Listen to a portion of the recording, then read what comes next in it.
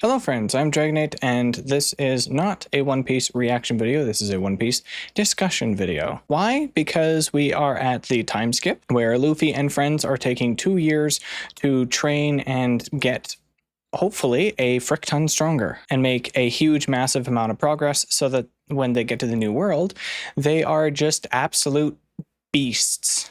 And you know, it's kind of a smart idea too, because there's that whole, what is it? Is it Thomas Jefferson with the axe? Maybe it's not him. But basically that whole thing with, if you give me 5 hours to chop a tree, I'm going to spend the first 4 hours sharpening the axe kind of deal. So whilst everyone else is in the new world making moves, and yes, probably getting stronger with whatever they're doing, but regardless, the Strawhats are getting a frick ton stronger, and they're spending that time intentionally training to get stronger before they get there. So it's a great idea. So anyway, welcome. Please like this video and hit the subscribe button. I do One Piece content every week on Saturdays. So my thoughts so far on One Piece.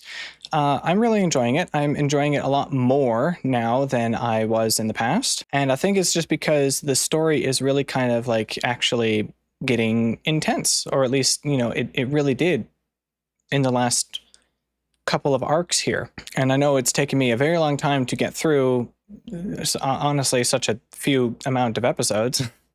Sorry for that. Real life has been completely nuts. I'll leave it at that and won't explain any further.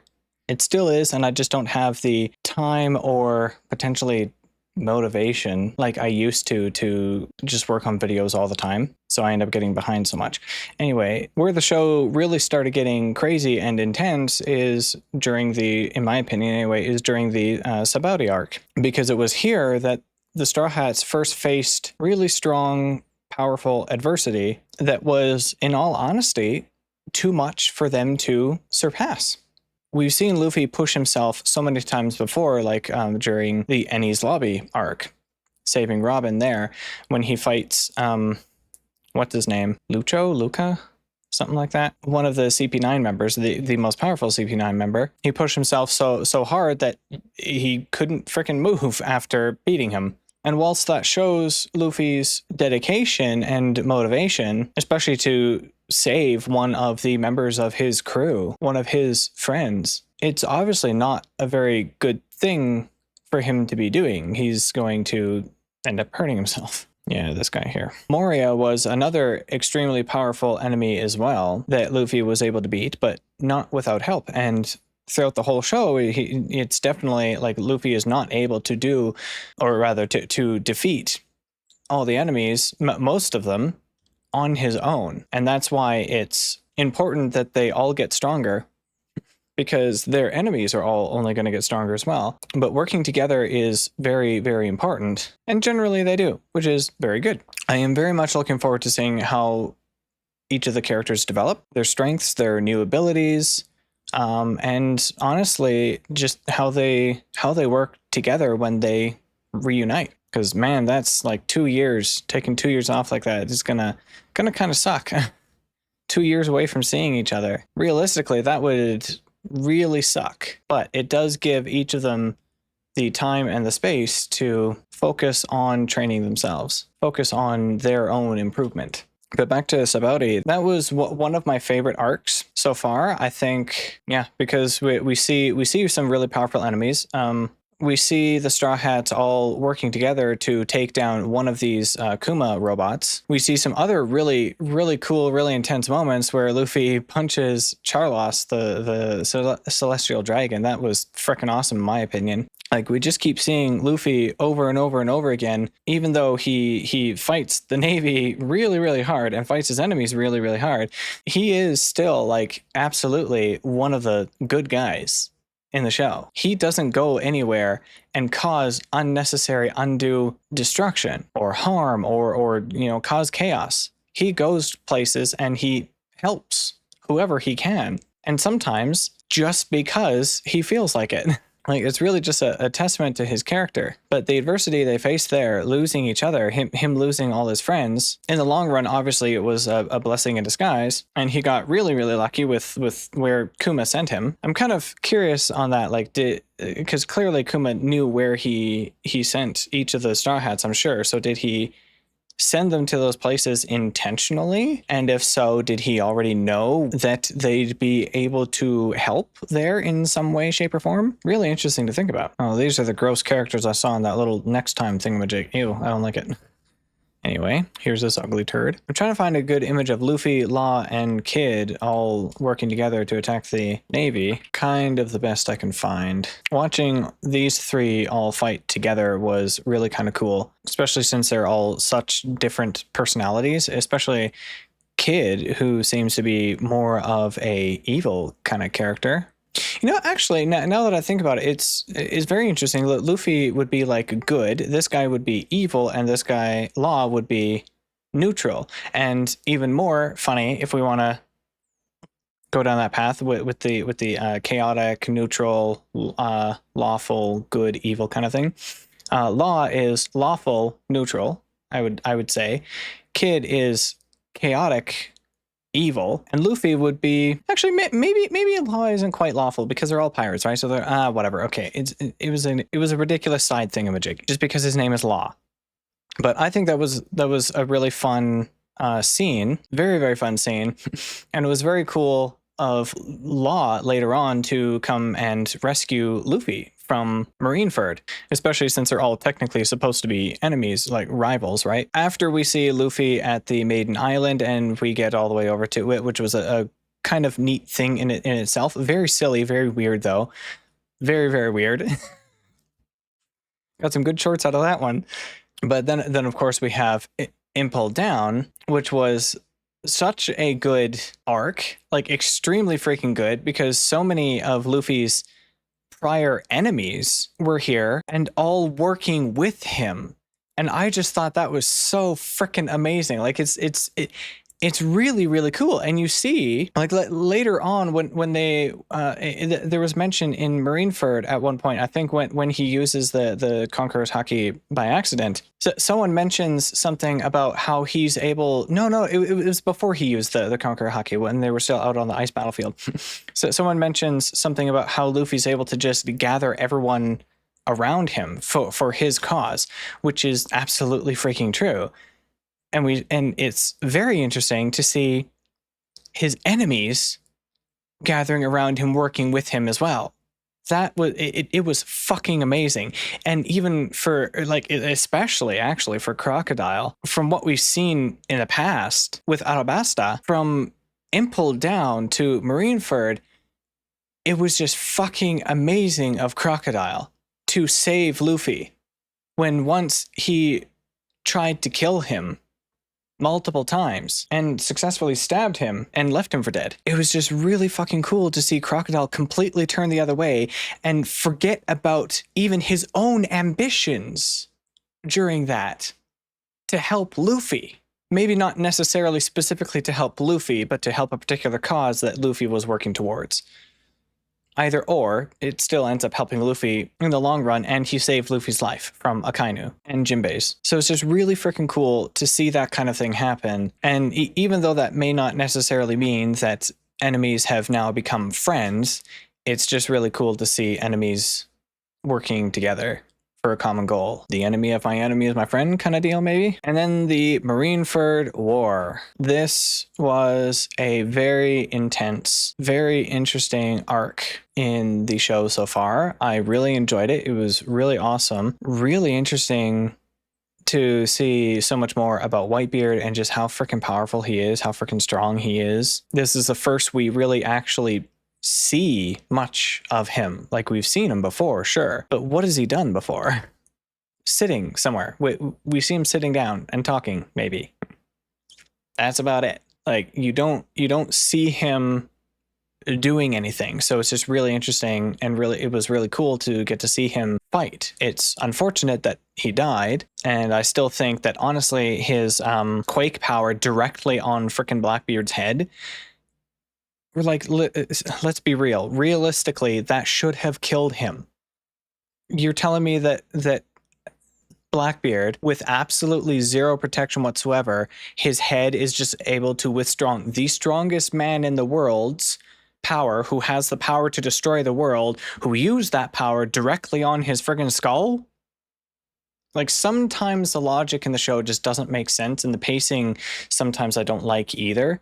And I complain about these things as I watch, and most of it's just like for fun and for content, because otherwise there would be larger cuts and more cuts. So I apologize if I complain a lot. There would just be a lot more cuts if there wasn't something for me to like poke fun at because of the logic. And let's be real, like the logic in the show, it obviously doesn't translate to real life very well at all. People, even in the One Piece universe, can drown, and they would drown, you know, just as easily. It's like when we see Luffy and Sanji with Nami/Arlong arc, Luffy's underwater for like what, two episodes or something like that, and it's just like the timing or the pacing just, realistically, you would think he should have drowned. Usopp jumping off at water 7, jumping off the top thing all the way friggin' down.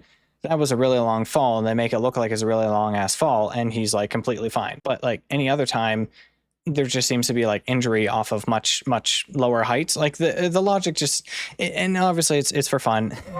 It's a cartoon. But I like poking fun at the logic, okay? It's my form of comedy. Because sometimes that's the only thing that there is at the time to poke fun at. And I think it's funny. Even if I'm not necessarily laughing, it's more like dry humor. Anyway, now, obviously, if you have seen my reactions, what the frick is going on here? You know how I feel about Ace having actually died. I think it's honestly really shit. It's really disgusting and really unfortunate that like Luffy actually freed Ace, and then Ace just couldn't let a fucking comment go. So his ego gets in the way, and that's how he ends up dying. Like it really is such shit. And I still really hate the whole thing about, oh, my magma's so hot it can burn even fire. Fuck off. BS, complete trash. I think that whole thing was trash. If he was gonna die, there should have just been no way for Luffy to get to him. It should have been a different kind of way, possibly. Maybe Akainu just sped up chasing after them and overpowered both of them, and then killed Ace because Ace tried to protect Luffy. You know, I don't know, whatever. What happened in the show, and it's not going to change. I don't like it. That's all I'm going to say, is I don't like it. I don't agree with it. I think it's ridiculous, especially since like the entire freaking show so far, the only time anyone has ever freaking died is because of like old age or in a flashback. You know, Nami's, it wasn't her mother, was it? Mother or sister or caregiver of some sort or whatever it was, I think. Something along those lines, who Arlong killed. Like, you can count on one hand the amount of times a character in One Piece has actually been killed up to this point. And there are so many times, so many times where a character should have died, Blackbeard, Akainu, but plot armor prevents them from dying. You know, it just, what I'm hoping now going forward with the show is that they don't shy away from death, that they don't make someone suffer mortal wounds and then somehow magically they live. Unless it's Luffy, of course. JK. No, seriously, like someone suffers a stab wound through the freaking heart, like freaking Whitebeard, or maybe it just misses heart, I don't know. Like that's a death wound. It should have killed him right then and there. I just don't think that how the show handles death so far has been very good, and I hope going forward that improves. Not that I want to see characters die, but when it's like very obvious that a character should have died from a particular attack or something like that, it's like they should die then. Or that the battle just isn't bad enough for them to die, but that they just get very seriously injured. Or something along those lines, you know? And I did hear a comment from someone else at one point that after the time skip, death is treated a lot differently in the show, and they don't seem to shy away from it as much or avoid it at all possible costs. Oh, and yeah, one of you, I think it was Asta, mentioned that in the manga, the fight with Whitebeard and Akainu, after Akainu kills Ace, was actually much more brutal, because Akainu, instead of just punching his mustache off, he actually punches like a whole part of his head off, which is just another situation where it's like he should have died then and there. because he's missing part of his head, which means part of his frickin' brain too. Like, hello. That's just one of the things that just literally makes absolutely zero sense whatsoever. And it's just like, I don't know, he's so strong that his spirit is just able to continue holding on to a fucked up body. Like, no, I don't think so. I still think it's really ridiculous that suddenly someone is just able to change the rules of the show so far and change the rules of everything so far and acquire 2 devil fruits. Like, how and why? How did he know how to do that? If he had some sort of idea of how he could do that, then it's very obvious that it was possible for someone to do that previously.